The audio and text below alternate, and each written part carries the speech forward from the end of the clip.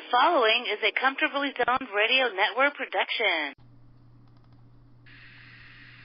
Ladies and gentlemen, welcome to Tony D'Angelo's PM Coast to Coast. Now, here's your host, Tony D'Angelo. And a very happy good afternoon to you and all the stations along the Comfortably Zoned Radio Network. I am indeed your host, Tony D'Angelo of Tony D'Angelo's PM Coast to Coast.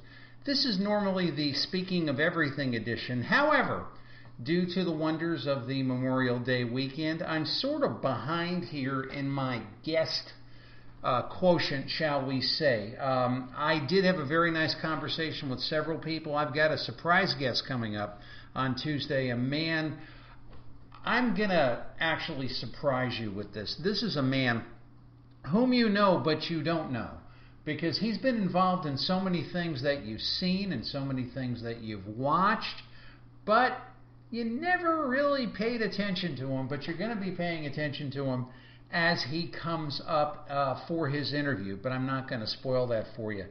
That all said, I was thinking this morning, and I said, I'm really in a rain delay, or I feel like I'm in a rain delay. I want for the game to start again. I want to be doing something again, but nothing's really happening. And if you've ever been to a ballpark during the rain delay, it's either a fun time or a terrible time, depending on what you're doing, where you've been, who you're with, how close you are to the concession stand.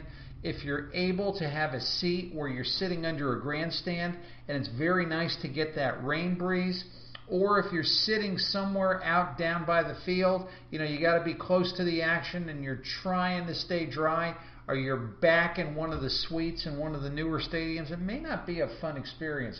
But as I thought to myself, I was doing some errands later, and I said, shame on you, D'Angelo, for pitying yourself, because Mel Allen, the Yankee broadcaster for years and years and years, had an art form of doing rain delays. Now, I'm a little bit young to have watched Mel during maybe the 50s or the late 50s, but I certainly remember Mel during the 60s. And Mel would really come alive during a rain delay. I couldn't really describe it, and I'm sure that there's no tapes of this existing anywhere, but Mel just had a way of becoming very conversational, would kick back with his golf hat and a triangular glass of Ballantine beer. Those of you that were around in the New York metropolitan area, you remember the Ballantine emblem with the three circles, the three-ring sign, as it will. And the rain would be pounding, and Mel would be talking about all sorts of things that ever took place in baseball. His relationship with Babe Ruth, his relationship with Yogi Berra, growing up in the South, broadcasting, Red Barber, you name it. It was almost that you didn't want the rain to stop just so you could listen to Mel. And I said, shame on me. I am going to try to give my fans here a really good rain delay show while we wait for our next guest. And my subject's going to be June 4th and 5th, 1968, because again, it dawned on me, June 4th and 5th is a 50-year anniversary of two incredibly significant things in American history if you follow baseball and if you follow political history. If it's me, you're following both.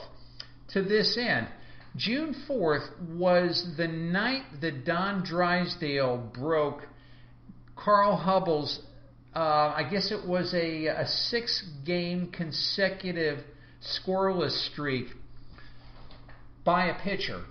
And his streak ended, I believe it was on June 8th. In those days, pitchers were starting every 4 days. Can you believe it? And they actually completed games. I mean, this is absolutely unthinkable in today's baseball parlance.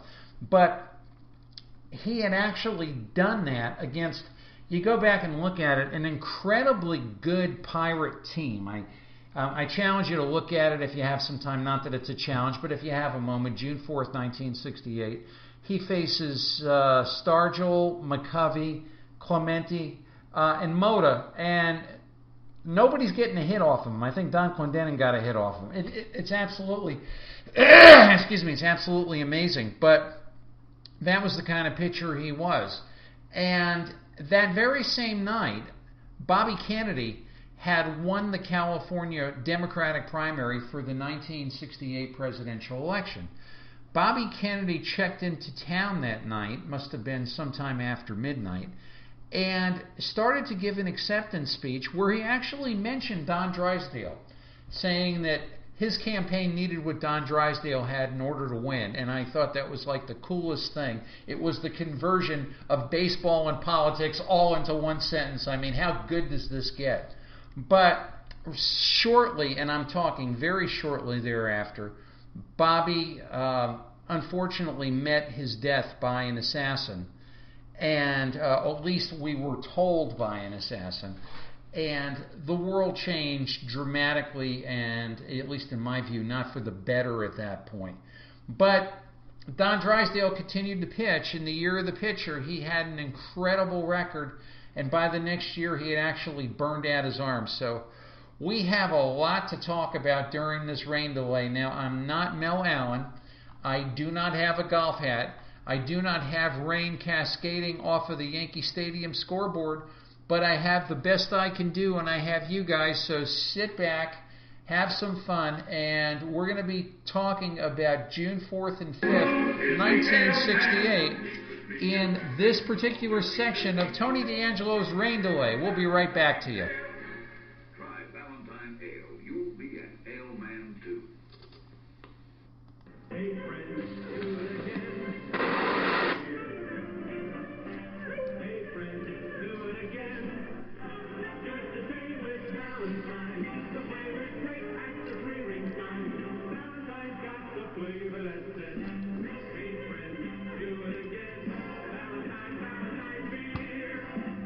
I just told you that's Valentine Premium Beer.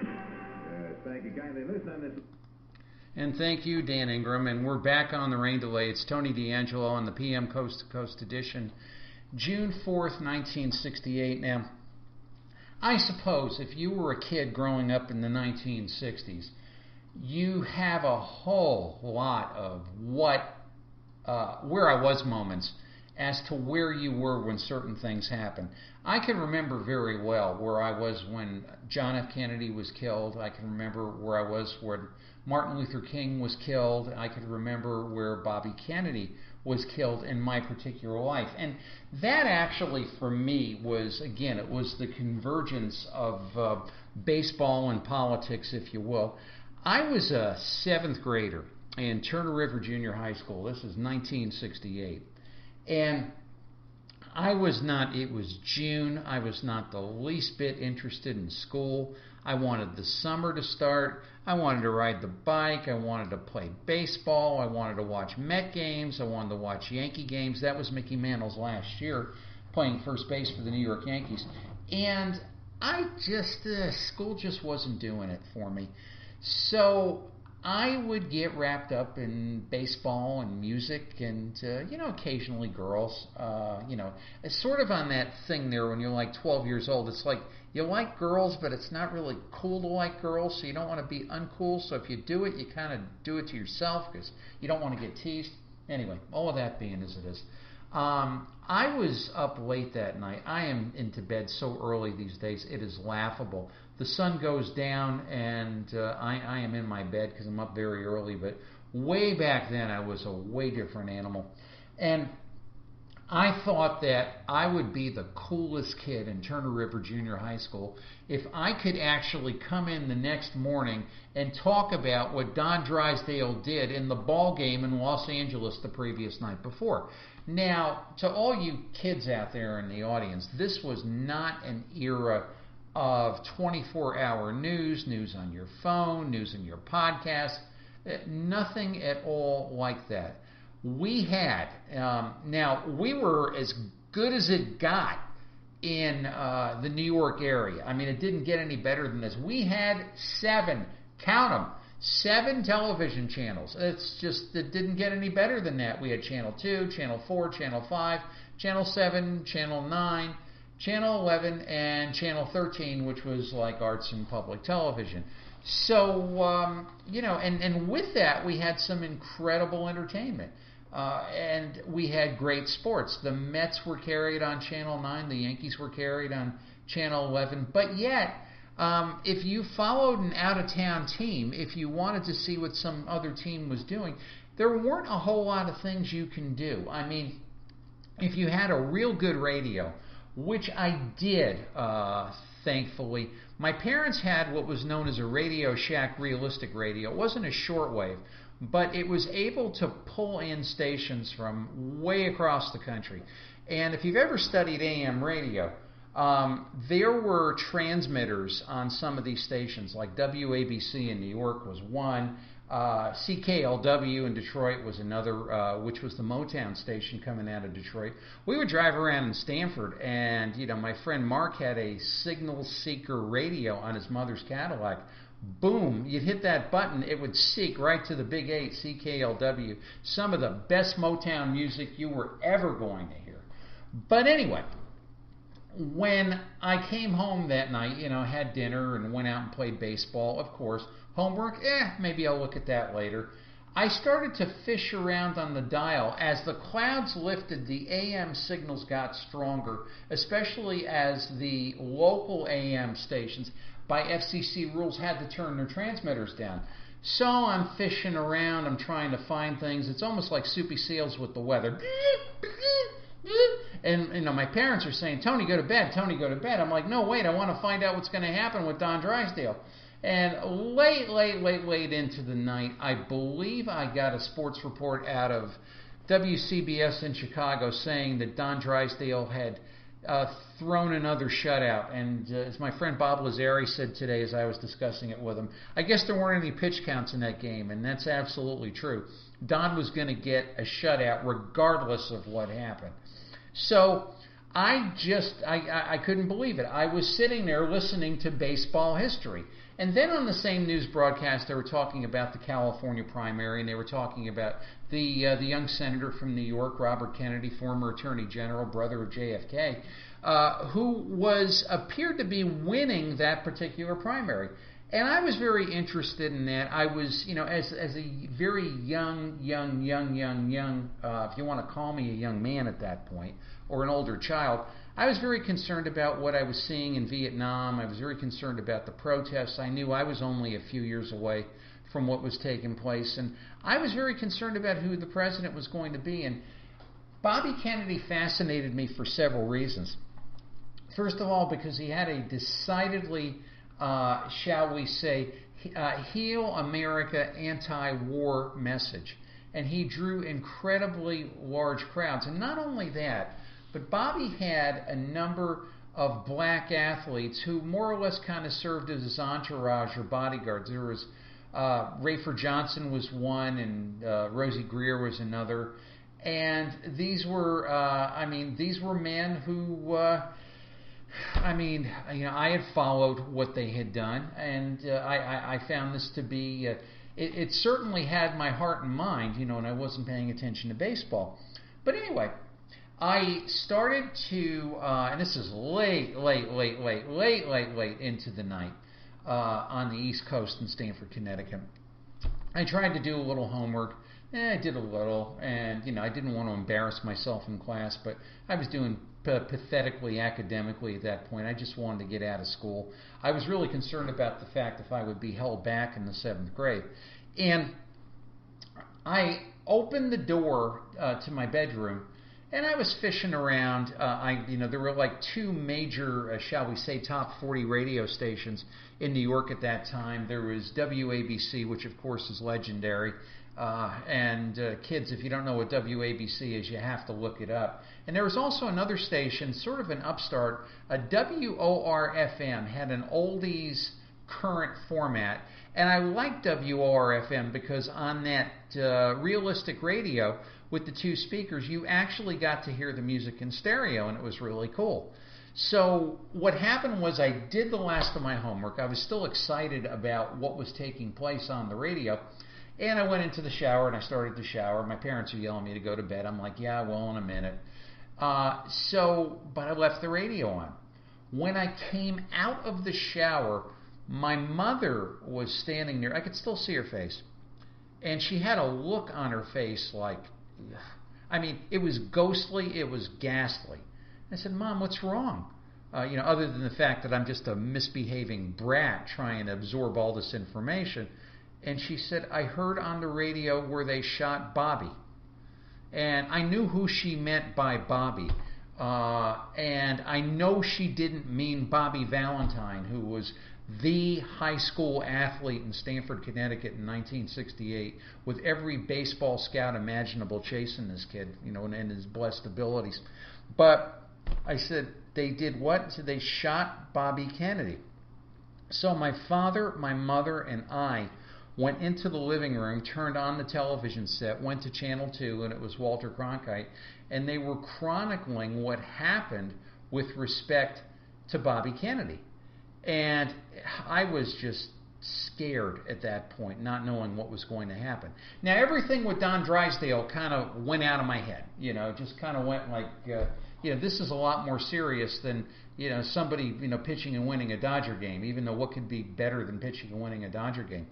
And I went to bed, probably slept for about 2 or 3 hours, got up and went to school that day.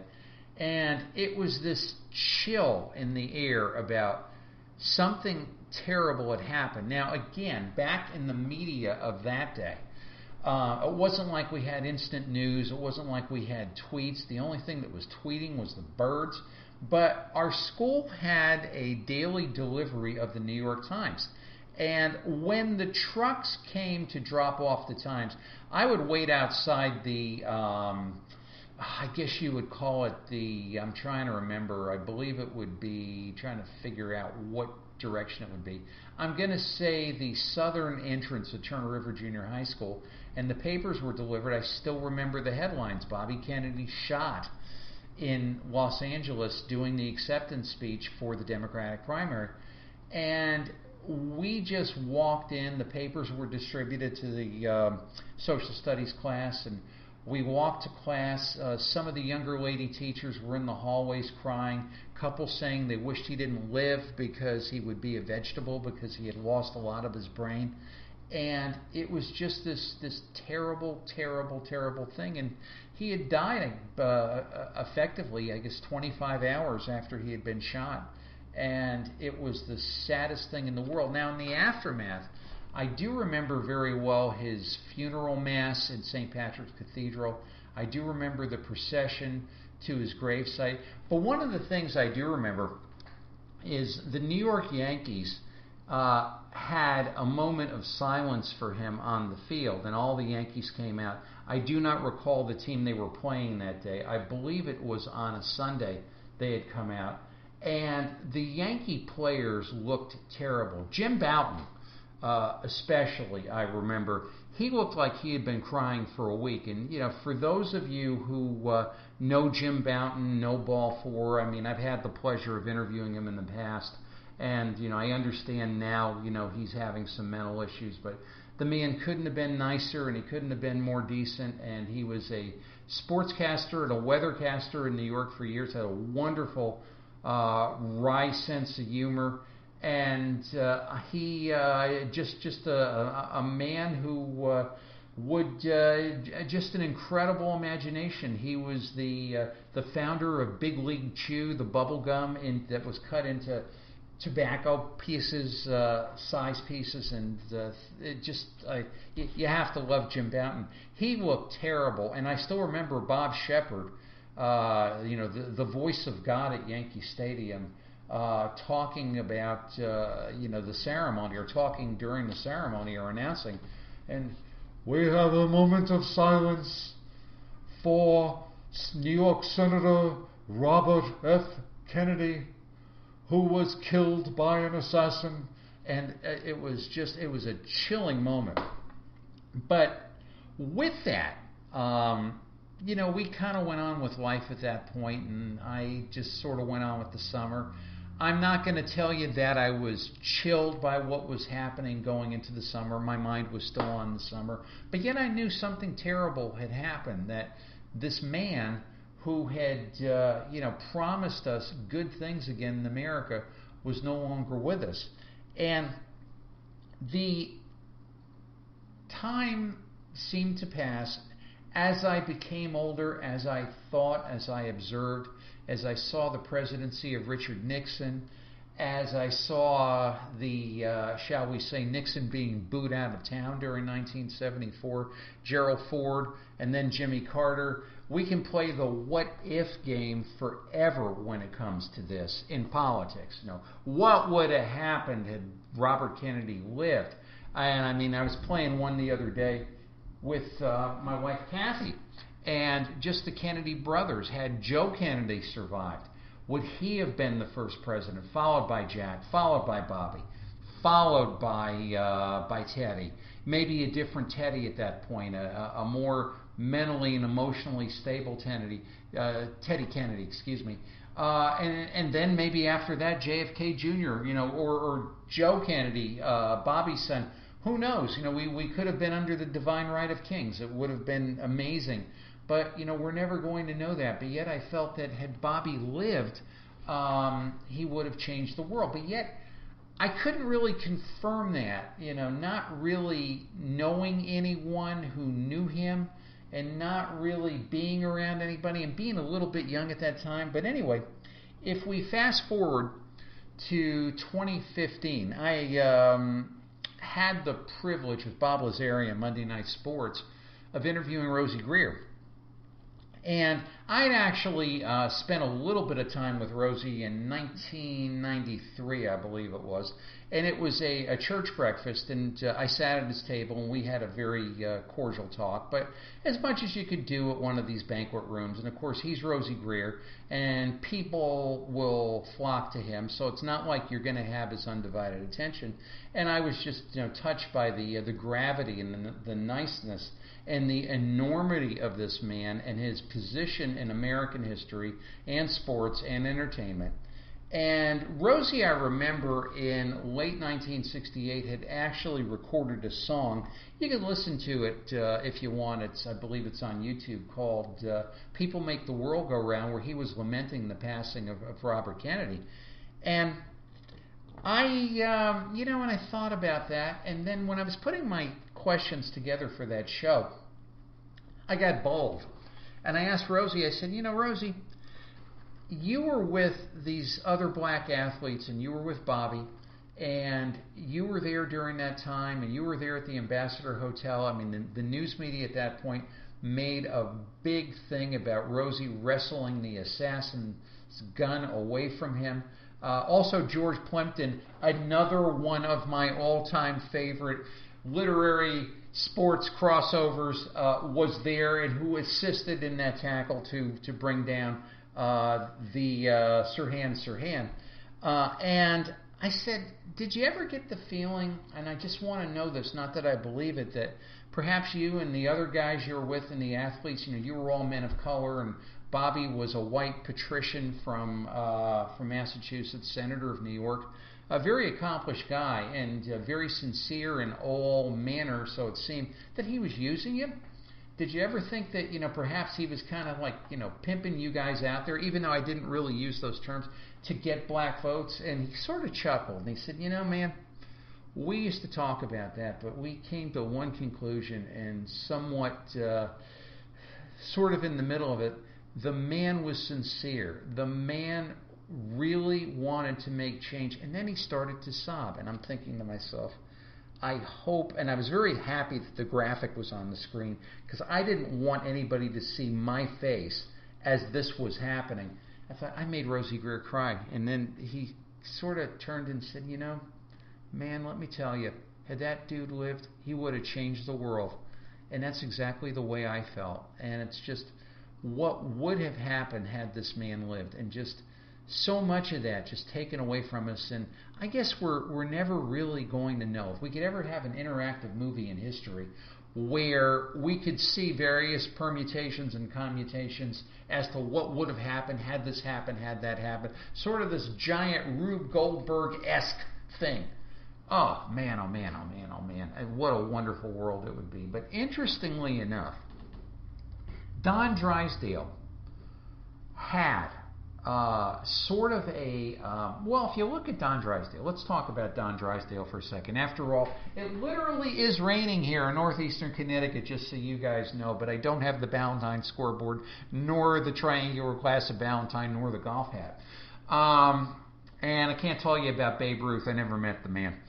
But if you look at Don Drysdale's career, he was out of baseball at 33 years old. 33 years old, the man's done.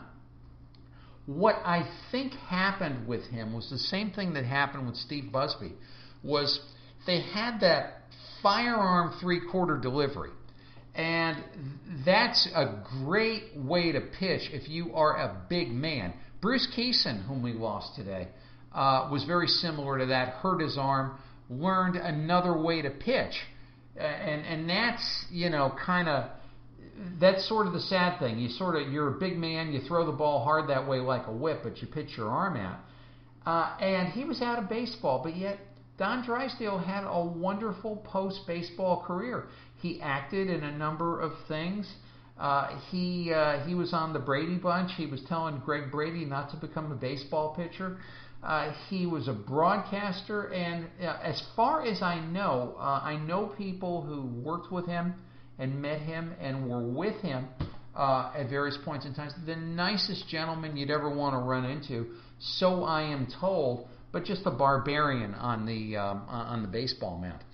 And just a great pitcher, and would come inside with that big right-handed delivery and would whip the ball, and that was just whatever it took. He was just that way. But again, a gentleman. Acted on a couple of Donna Reed shows. Paul Peterson, who is a friend and who will be a past guest and who will be a future guest. I'm going to have him tell you the story of when Willie Mays and Don Drysdale were actually in an episode of the Donna Reed show, and he was playing Donna Reed's son. I mean, to me, it doesn't get any better than that. But Don Drysdale, unbeknownst to anybody, when he died, when he was found in his hotel room, when he didn't show up for the broadcast that he was going to do at the Dodger game that day, Vin Scully actually held that information off the air, which was a terrible thing for Vin, because Vin loved Don. He'd always talk about him and talk about what a nice gentleman he was. In Don Drysdale's possessions when he died, carried around with him, was a cassette tape of the 1968 sixth game where he threw the sixth shutout, because he saw that as a, shall we say, a bridge to Bobby Kennedy. And Bobby Kennedy had mentioned when he started the speech at the Ambassador Hotel, as we had said earlier, that his campaign needed what Don Drysdale had. And you think about what would have happened. What if Bobby Kennedy had been the president in 1969 and Don Drysdale didn't hurt his arm? Oh, we could go on and on and on and on. But one thing we do know, we had the actual privilege of having two real great men on this earth. Bobby Kennedy, not nearly long enough, and Don Drysdale, not nearly long enough, but when they were here, they gave us the very best of what they had. And in my poor little pea brain, in my world where I kind of mix up sports and politics and religion and different things that I might do on this show and social policy, this really was the confluence of everything taking place that wonderful but yet horrible night into morning of June 4th and June 5th, 1968. Well, the rain is starting to let up. And with that, we're going to be taking you out of here with a song from 1968, being the Magic Lanterns. Let me tell you, 1968 was a wonderful year in music. Sunshine of Your Love, Gary Puckett, The Temptations, absolute rockin' stuff. So listen a little of this. We'll be coming right back at you to close out. Thanks, everybody. Thanks for listening.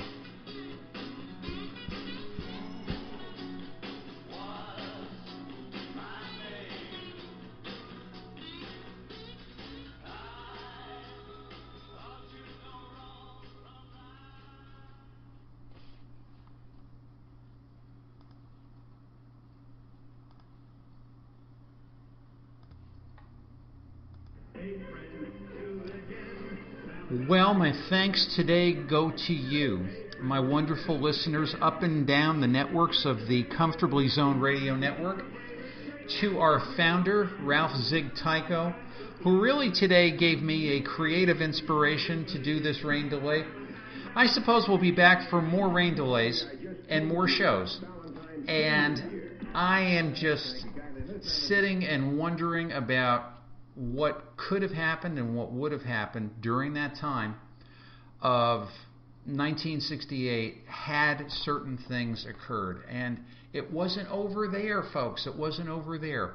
Quite a year, quite a time. Anyway, this is Tony D'Angelo saying have a wonderful weekend, and we'll see you guys soon. Take care, and God bless. Bye now.